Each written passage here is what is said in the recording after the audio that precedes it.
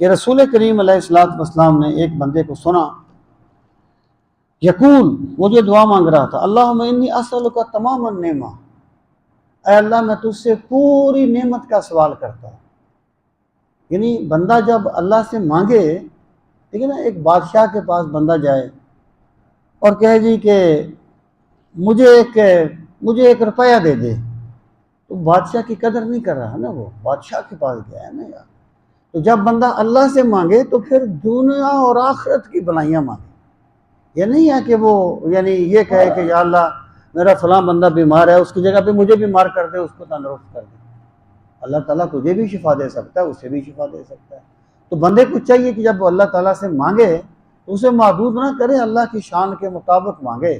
وہ قادر مطلق ہے، وہ جو چاہتا ہے کرتا ہے۔ تو اس نے کہا، وہ بندہ دعا مانگ رہا تھا، اللہم انی اسألک تمام النعمہ، اے اللہ میں تجھ سے پوری نعمت کا سوال کرتا ہوں۔ فقال ای شیء تمام النعمہ، صرف دیکھیں نا، وہ بندہ دعا مانگ رہا تھا، ظاہر ہے وہ دعا جو تھی وہ سرکار نے تو نہیں سکھائی تھی، وہ خود مانگ رہا تھا صاحب۔ سرکار نے پوچھا تیری مراد کیا ہے تمام النعمہ سے، تو کیا چاہتا ہے؟ قال دعوتاً ارجو بہا خیرہ، اس نے کہا مجھے پتہ تو نہیں ہے کہ تمام نعمت کیا ہے۔ یعنی ہوتا کیا ہے کہ بندہ کبھی کبھی وہ چیز بھی مانگتا ہے جو بندے کے لیے خیر نہیں ہوتی۔ یعنی بندہ کبھی ایک ایسی چیز کا بھی سوال کرتا ہے جو اس کے لیے بہتر نہیں ہوتی۔ آج مانگتا ہے، مل جائے تو پرسوں اس پر وہ پچھتا رہا ہوتا ہے۔ تو بندہ جو ہے اپنے بارے میں خیر اور شر کا فیصلہ نہیں کر سکتا۔ تو دعا مانگتے ہوئے بندے کو اللہ تعالیٰ سے خیر مانگنی چاہیے اور فیصلہ اس کے سپرد کر دینا چاہیے۔